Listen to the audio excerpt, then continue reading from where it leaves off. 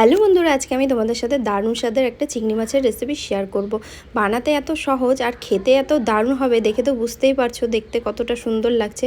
তো খেতেও কিন্তু দারুণ হয়েছিল। তো সবার প্রথমে আমি এখানে একটা গামলার মধ্যে 250 গ্রাম চিংড়ি মাছ নিয়ে নিয়েছি। তো চিংড়ি মাছগুলোকে আমি আগে থেকে ভালো মতন কেটে ধুয়ে পরিষ্কার করে নিয়েছি। আর হ্যাঁ, তোমরা যখন চিংড়ি মাছ পরিষ্কার করবে তখন দেখবে একটা সুতোর মতো নোংরা থাকে ওপর দিকে, সেই নোংরাটাকে কিন্তু অবশ্যই ফেলে দেবে। তারপর দেখো আমি এখানে লবণ হলুদ দিয়ে ভালো মতো চিংড়ি মাছগুলোকে মেখে রেখে দিচ্ছি।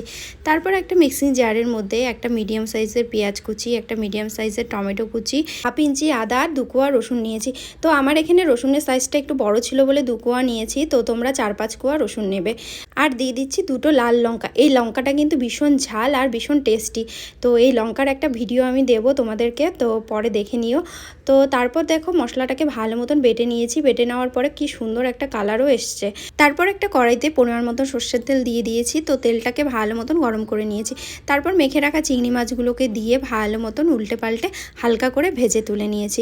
আর হ্যাঁ, চিংড়ি মাছগুলোকে তোমরা যখন ভাজবে তখন কিন্তু একদম হালকা করেই চিংড়ি মাছগুলোকে ভাজবে। বেশি ভাজলে কিন্তু চিংড়ি মাছগুলো শক্ত হয়ে যাবে, খেতে কিন্তু একদম ভালো লাগবে না। তারপর দেখো কড়াইতে আবার ওই তেলের মধ্যে আবারও অল্প পরিমাণে সর্ষের তেল দিয়ে দিয়েছি। দেওয়ার পরে একটা শুকনো লঙ্কা, একটা তেজপাতা, গোটা জিরে ফোড়ন দিয়ে আগে থেকে কেটে রাখা 2টো বড় সাইজের আলু, আর হ্যাঁ অল্প একটু ওল ছিল, তো ওলটাকে কি করব বুঝে পাচ্ছিলাম না, তার জন্য ওলটাও দিয়ে দিয়েছি এর মধ্যে। তো দিয়ে ভালো মতো নাড়াচাড়া করে নিয়েছি একটু। তারপর দিয়ে দিয়েছি পরিমাণ মতো লবণ হলুদ দিয়ে আবারও আলু আর ওলটাকে ভালো মতো ভেজে নিয়েছি।